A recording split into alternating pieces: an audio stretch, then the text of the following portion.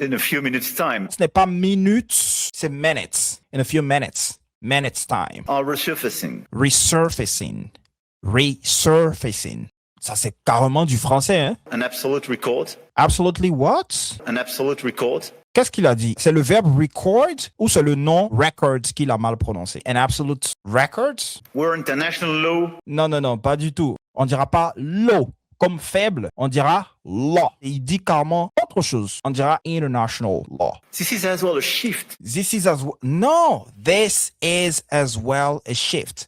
This is as well a shift. This is as well a shift. Please tell President Emmanuel Macron to repeat after me. This is as well a shift. This is as well a shift. Tell him to say this at least 20 times before he goes to bed today. Guys, freedom of speech. Nothing is going to happen here. He's not an African president. Donc, l'idée pour toutes les personnes qui apprennent l'anglais, c'est de pouvoir parler aux natifs sans qu'ils ne penchent la tête comme ça. Alors, aujourd'hui, nous allons analyser l'anglais du président français Emmanuel Macron. Un exemple typique d'accent francophone en anglais, surtout dans le cas des Français qui, il faut le dire, ont un accent très marqué lorsqu'ils s'expriment en anglais. Alors, en ce qui concerne le président Emmanuel Macron, je pense que sur le fond, il n'y aura pas forcément assez de commentaires à faire parce que son anglais est clair et assez compréhensible. Donc, même lorsque je fais des remarques sur la prononciation, l'objectif est peut-être de se rapprocher au maximum de ce qu'on pourrait considérer comme un modèle idéal, parfait de prononciation. Donc, la prononciation des natifs américains de préférence. Britannique, oui, je vais essayer de m'adapter au contexte. Je pense qu'il s'exprime surtout avec un accent britannique. On va dire une prononciation surtout parce que l'accent, c'est tout autre chose. On ne va pas revenir sur ça, mais il y a une différence entre l'accent et la prononciation. Donc, nous allons beaucoup plus nous axer sur la prononciation parce que c'est ce qui aide à se faire comprendre. Dans la plupart des cas, il se fait comprendre, il arrive à passer son message, mais souvent, il peut avoir des erreurs graves dont nous allons parler ici. Donc, on y va. Alors, ce qui est intéressant ici, c'est que je n'ai pas encore regardé la vidéo. Donc, nous allons découvrir ensemble ce qu'il dit et puis faire des commentaires. All right, let's do it. Macron is going to be speaking. Thank you very much, Larry, for your words. Your Majesties, distinguished head of states and governments. OK, donc ici, ça sera distinguished, all right? Distinguished.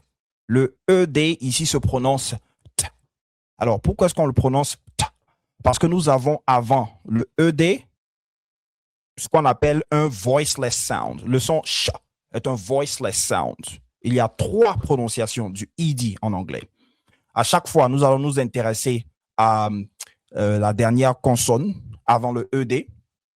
Et donc, est-ce qu'il s'agit de ce qu'on appelle une consonne vocalisée ou une consonne non vocalisée? C'est ce qu'on appelle les voiced and voiceless sounds ou consonants, specifically. Alors ici, pour ne pas trop s'attarder sur ce point-là, on va dire que le chat est non vocalisé. Il y a un autre cas aussi où, lorsque vous avez soit un T ou un D qui se prononce T ou D. Donc, lorsque nous avons un verbe tel que want, ou avoid, le ED va se prononcer ed.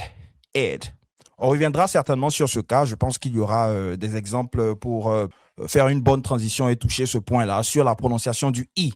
Il ne faut pas confondre le long vowel I qu'on retrouve dans sneak, donc EA, et le qui est beaucoup plus court. Bon, on va revenir sur ça plus tard. Mais donc, vous avez 3 prononciations du ED en anglais. On a ed. Lorsque la dernière consonne est T ou D. Je vais vous écrire ça ici. Voilà. Lorsque votre dernière consonne est T. Je n'ai pas tous mes symboles ici. Ou D. Le ED va se prononcer ed. OK? Donc, dans ce cas-là, le ED se prononce ed. Comme ça. Voici comment est-ce que vous allez écrire ça ressemble plus ou moins à ça. C'est une sorte de I majuscule. En transcription phonétique, c'est à ça que ça ressemble. That's what it sounds like. All right? OK. Donc ici, on dira distinguished. Donc le premier cas, lorsque la dernière consonne est un T ou un D, comme dans wanted ou wanted en anglais américain, ça se prononce ed. Dans avoided, avoided, ça se prononce pas littéralement un E. C'est un son qui se trouve entre le I et le E. Donc, ça donne E. E. Right? Very good. Donc, on va revenir sur ce qu'il dit ici. President Lagarde, Macron is going to be speaking. thank you very much, Larry, for your words. Your Majesties, distinguished head of state and OK, donc distinguished, c'est ça la prononciation ici. Alors, lorsque les deux dernières, enfin, la dernière consonne, lorsque la dernière consonne du verbe est vocalisée, les sons vocalisés sont des sons tels que z, g. OK, vous posez le doigt sur la gorge. Lorsque vous constatez que la gorge vibre, g, z, b, y, comme dans destroyed. Vous constatez que j'ai prononcé le ED de. C'est exactement ça, la prononciation du ED dans ce cas spécifique. OK? Et puis, le troisième cas, c'est ce qu'on a vu, c'est ce dont j'ai parlé tout à l'heure. Lorsque le son, la dernière consonne, on va dire, ou le son, le dernier son avant le ED n'est pas vocalisé, c'est ce qu'on appelle les sons ou les consonnes non vocalisées, voiceless sounds or consonants. Alors, dans ce cas, on va prononcer le ED. Do you remember? Exactly. I know you've got it. Exactly. Ça se prononce t, right? So remember, voiced and voiceless sounds or consonants. All right. Allez, on y va. governments, President Lagarde, ministers, ambassadors. Alors, il a dit ministers. Ici, le stress, l'accent, sera sur la première syllabe. On dira plutôt ministers. All right? Ministers, pas ministers. Ministers. Ça, c'est très important. Et pour ceux qui suivent le programme Survival English Boost, c'est un programme qui a été conçu pour aider des apprenants du niveau intermédiaire ou plus, ou avancé, à apprendre à parler comme des natifs et à débloquer aussi leur listening. Et donc, dans ce type de formation-là, nous travaillons sur les règles. Parce que lorsque je viens, je vous corrige, je dis que le stress, l'accent ne se met pas sur la deuxième syllabe, mais plutôt sur la première syllabe ou sur la troisième syllabe. Quelle est la règle qui justifie ça? On peut en parler. Mais le format de cette vidéo, ce n'est pas un format super long. D'ailleurs, ce n'est pas une formation proprement dit. Donc, je pense que I will spare you these details. Right? OK, très bien. Mais on retient ici ça. Business leaders, ladies and gentlemen. I'm extremely happy. Alors, il a dit business leaders. C'est pas mal, hein, ça se comprend. Normalement, le I ici se prononce comme un E, comme je l'avais dit tout à l'heure. C'est le short vowel. Donc, ça se prononce business. All right? Anyway, un peu comme baiser, right? But that's it. Anyway. Alors, il faut souligner quelque chose de très important. Je pense que vous l'avez compris, mais il est quand même important de le souligner pour d'autres personnes qui ne l'auraient pas compris. Ce qu'on fait ici, ce n'est pas que je vous propose la seule manière de prononcer les mots en anglais. Je vous propose ce que je conçois personnellement comme le meilleur modèle. Mais personne ne vous oblige à prononcer les mots en anglais comme les Américains le font.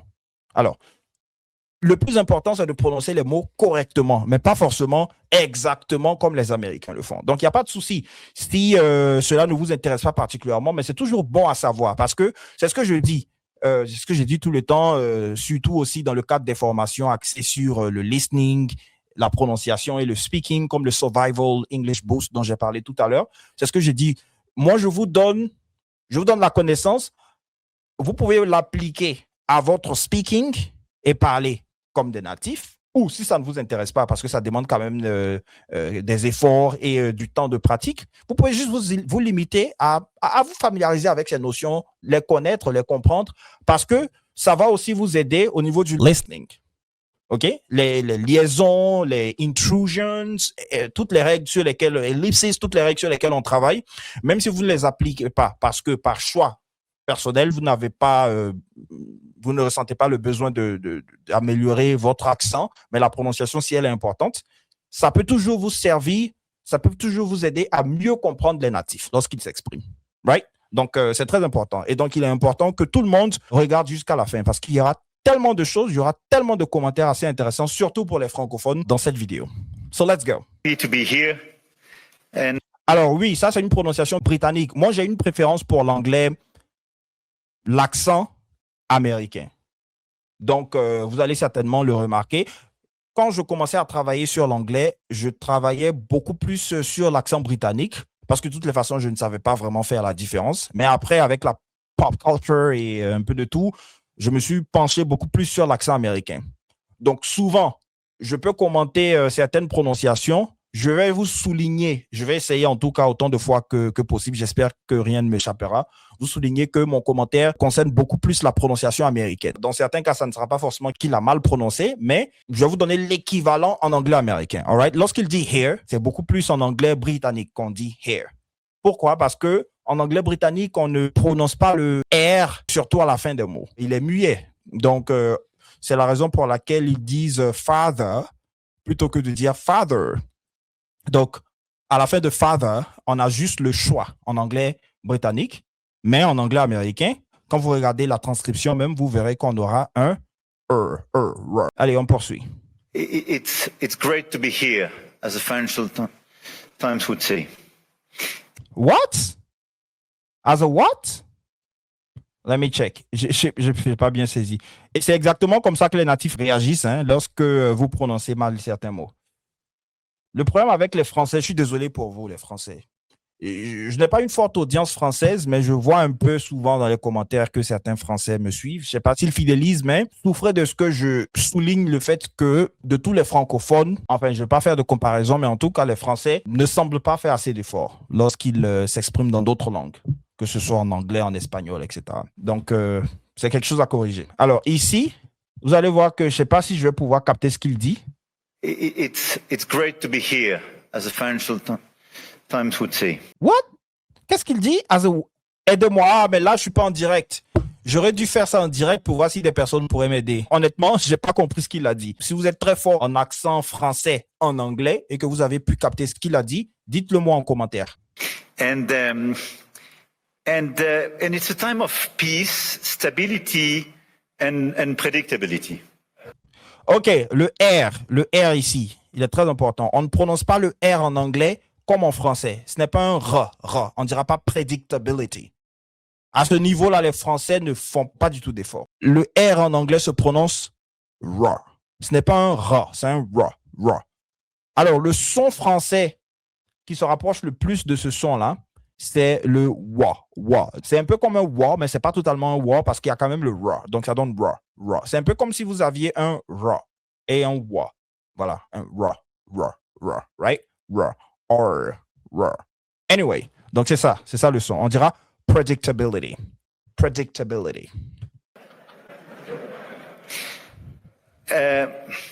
So let's try to address the key challenge of this world. What did he say? Let me come again. Attends, faut que je zoome là. Attends. Let's try to address the key challenge of this world. What? Wait a moment. So let's try to address the key challenge of this world. OK, je pense qu'il a dit so let's try to address the key challenge of this world. No, the key challenge of this. Est-ce qu'il a dit word ou world? Attends, voyons voir. And predictability. So let's try to address the key challenge of this world. Ouais, je pense que c'est ça. Au fait, il doit ajouter le ES pour dire challenges, right? Donc, je pense qu'il dit ici, so let's try to address the key challenges of this world. So, let's try to address the key challenges of this world. Je pense que c'est ce qu'il dit ici. OK? Donc, il n'a pas ajouté le S, mais ce n'est pas un seul challenge, un seul défi. Ce sont plusieurs défis. OK? Donc, c'est faire face à un défi. Lorsqu'on dit to address, ce n'est pas adresser comme on dit adresser la parole, mais c'est résoudre, au fait. C'est ça l'idée de address. Guys, honestly, I'm not trying to do too much. I'm just trying to be natural. C'est difficile à comprendre. Donc, l'idée pour toutes les personnes qui apprennent l'anglais, c'est de pouvoir parler aux natifs sans qu'ils ne penchent la tête comme ça. C'est ça le problème aussi avec le fait de ne pas trop faire d'efforts pour améliorer son accent et même sa prononciation, parce qu'après, ça obstrue la compréhension. in a few minutes' time. But it's clear that we are Alors, la prononciation, ce n'est pas minutes, c'est minutes, right? In a few minutes. Minutes time. Minutes. OK, donc, pas minutes, comme on le dit en français, c'est minutes. reaching a time of instability, of unbalances. Alors, le IN en anglais ne se prononce pas littéralement in. On dira in, un peu comme la préposition hein, in. Donc, lorsque vous travaillez sur la prononciation, il faut faire très attention aux combinaisons de sons. Les combinaisons de sons ne donnent pas toujours les mêmes sons que vous avez en français. En français, lorsqu'on a AN, ça donne A, typiquement. Hein? Donc, on dira manger, n'est-ce pas?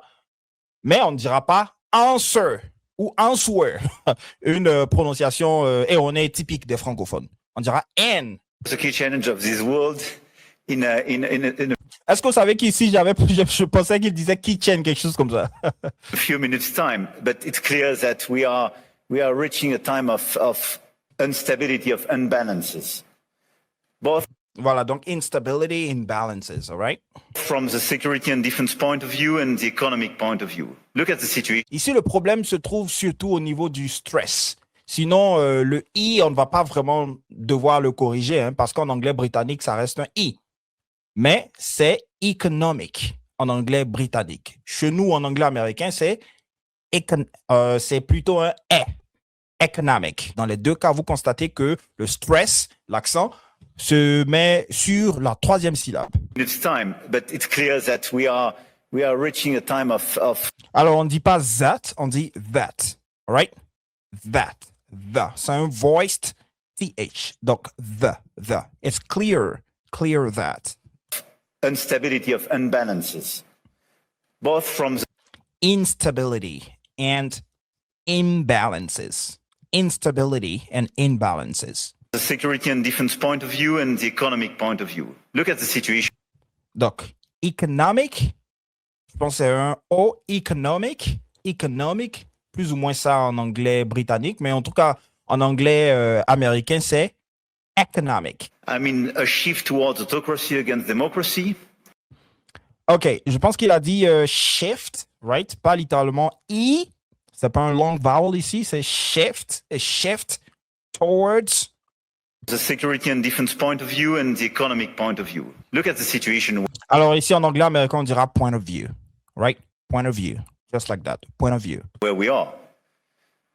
I mean, a shift towards autocracy against democracy. Ça, c'est un terme très intéressant que vous pouvez utiliser pour vous référer au fait de faire une transition vers, ou on va dire évoluer vers quelque chose d'autre. Right? To shift towards. A gradual shift towards something else. C'est ça. More violence, more than 60 wars in 2024, an absolute record, even if I understand. Absolutely what? Than 60 wars in 2024, an absolute record, even if Hein? Qu'est-ce qu'il a dit? C'est le verbe record ou c'est le nom records qu'il a mal prononcé? that's the situation where we are. I mean, a shift towards autocracy against democracy, more violence, more than 60 wars in 2024, an absolute record, even if I Ben, je sais pas bien ce qu'il a dit ici, mais je pense qu'il a dit, absolute records, right? C'est-à-dire, record, c'est le nom ici. To record, c'est le verbe. Mais lorsqu'on dit a record, ce sont les archives. Hein? Lorsqu'on dit keep it in the records, c'est garder quelque chose dans les archives, right? Et puis, records, c'est un record aussi. Hein? On parle de Guinness Records and so on and so forth. Je vais essayer de bien capter pour voir s'il y a peut-être un article quelque part là. against democracy, more violence, more than 60 wars in 2024, an absolute record, even if I understood a few of them were fixed. OK, je pense qu'il a certainement dit an absolute records. Oui. Et c'est ça le problème avec la prononciation. Si on a le texte, on comprend facilement. Mais quand certains mots ne sont pas prononcés correctement, il y a beaucoup de choses qui nous viennent à la tête et c'est difficile au fait à déchiffrer. and conflict has become normalized, hybrid, expanding into new domains. Après normalize, qu'est-ce qu'il a dit? Even if I understood a few of them were fixed. And Alors, fixed, c'est ça la prononciation, fixed. conflict has become normalized, hybrid, expanding into new domains. Ah, hybrid, OK.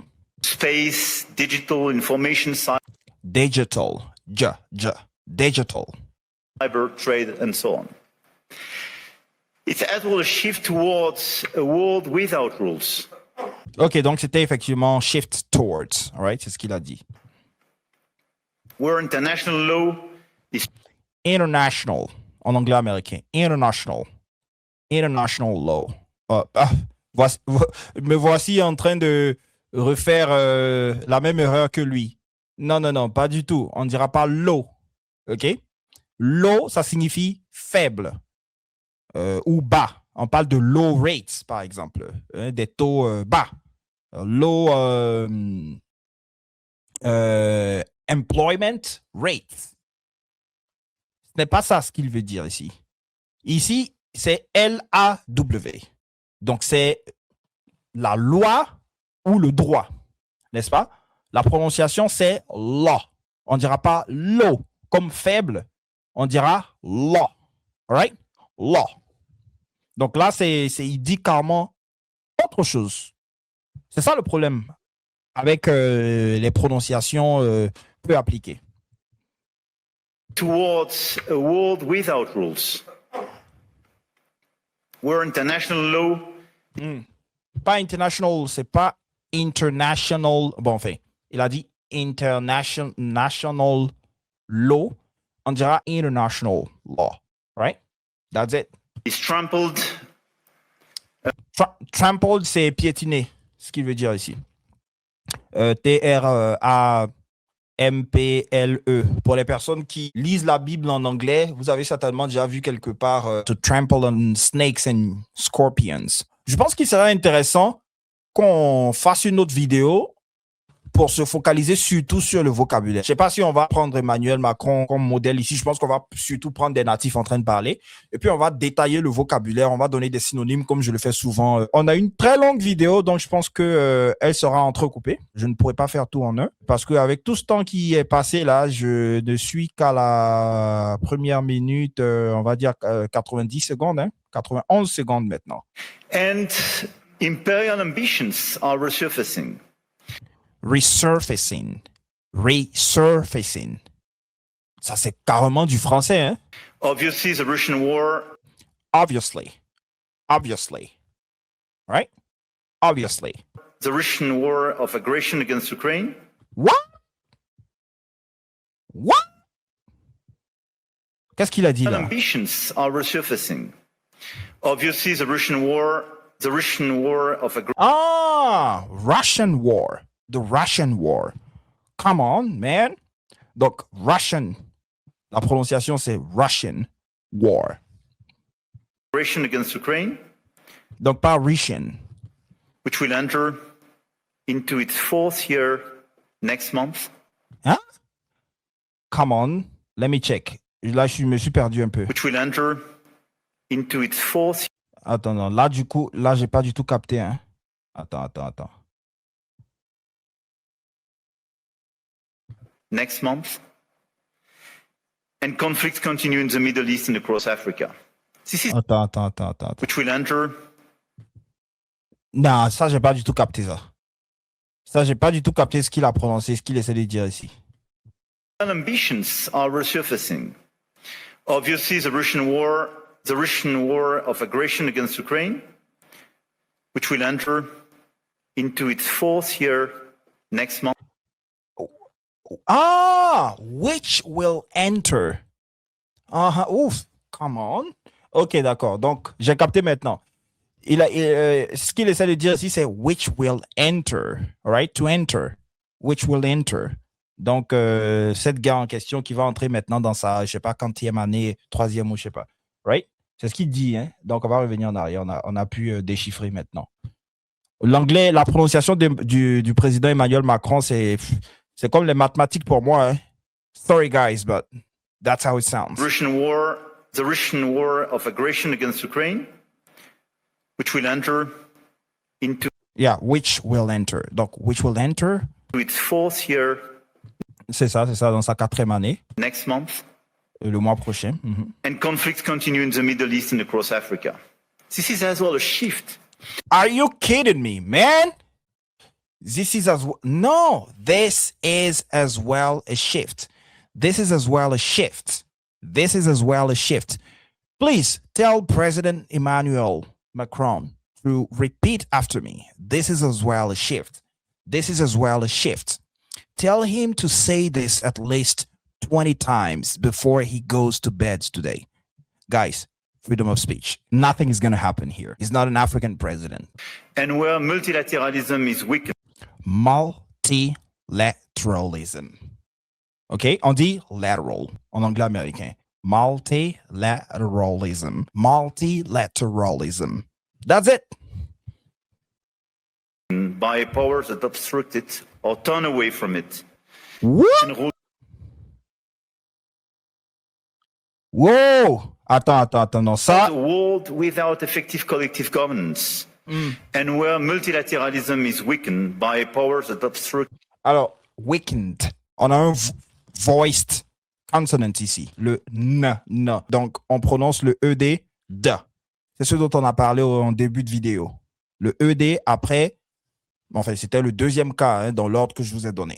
Donc, lorsque la dernière consonne est vocalisée, n. Vous posez le doigt sur la gorge ici.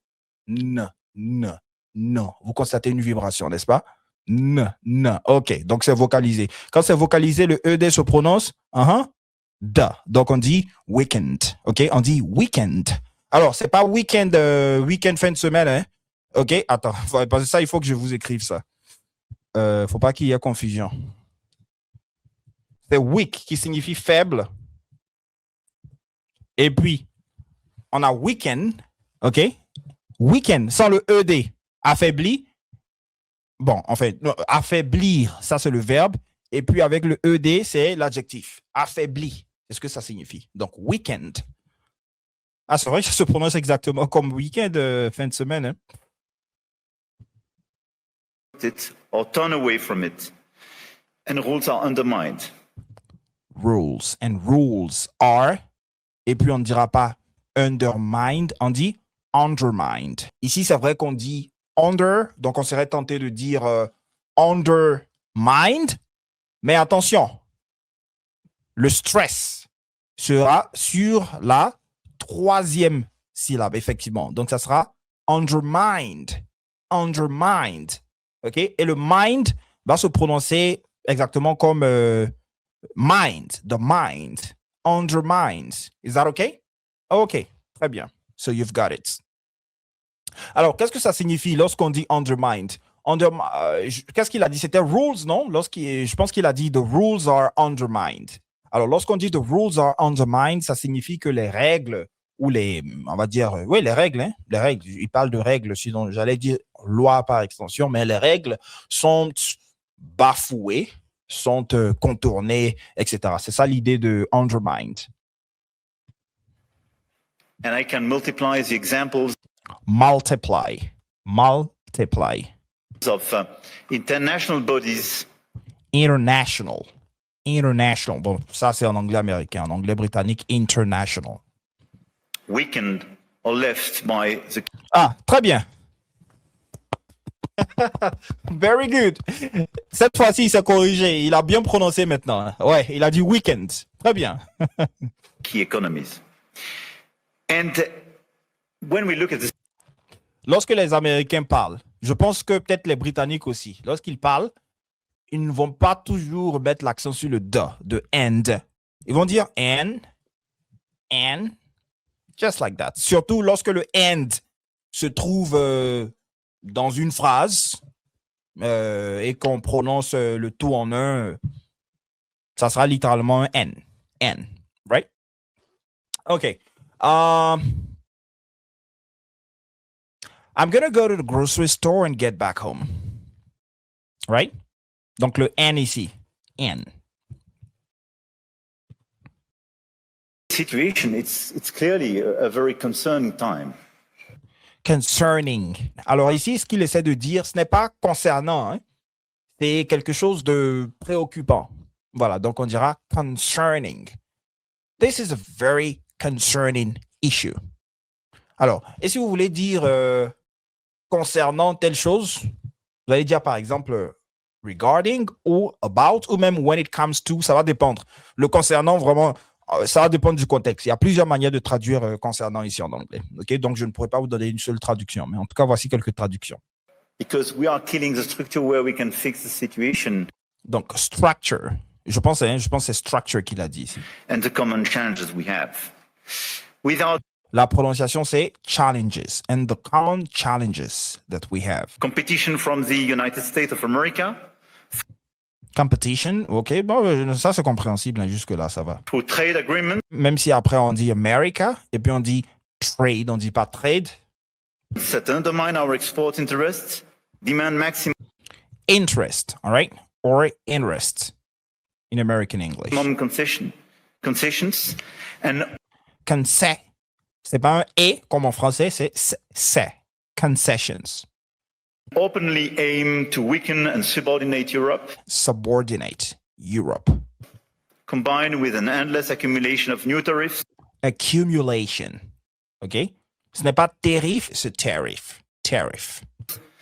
that are fundamentally unacceptable. Fundamentally, mentally, that's what the stress is. Fundamentally unacceptable. C'est ce qu'il a dit, non? That are fundamentally unacceptable. Ouais, c'est ça. Donc, fundamentally, that are fundamentally unacceptable. That are fundamentally unacceptable. I really need to take a sip, man. Parce qu'avec tout ce qu'on a dit là, je pense qu'on va s'arrêter là pour aujourd'hui. N'oubliez pas de vous abonner à cette chaîne pour qu'ensemble, comme le nom l'indique, nous puissions démystifier l'anglais. Bye for now.